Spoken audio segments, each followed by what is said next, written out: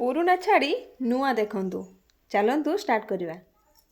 केमिति लागिला मो डायलॉग पूरा मस्त ना।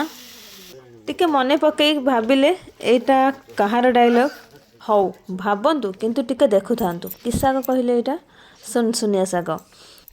सुनसुनिया साग ए खरा दिन आसीबो एबे सुनसुनिया साग खाइबो पखाल भात खाइबो आवास आराम से सोई पड़िबो। एई 2 दिन हेला जेमिति खरा करूची भाबंतु आसुथुबा ग्रीष्म मासरे पूरा बेहाल करदबो ओडिसा को। हौ एबे धुआ धुई करिकी रसुन टिके छेची नबा। रसुन छेची साइला परे मेन पागटा आरंभ हो। रसुन बिना कोन सागर गति अछि। रसुन छेचा हो गला मु करेई बसई देली।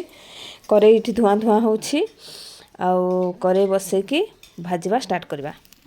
साग भाजीबा जानि नांती फास्ट तेल पकेबे पंच फुटन नेबे सुखला लंका नेबे रसुन छेची नेबे सब एमती पकेई ताको टिके भाजी देबे तापरे साग पणी देबे तापरे टिके लूण छिंची देबे लूण छिंची देके एपट सेपट करी भाजी नेबे बस हे गला।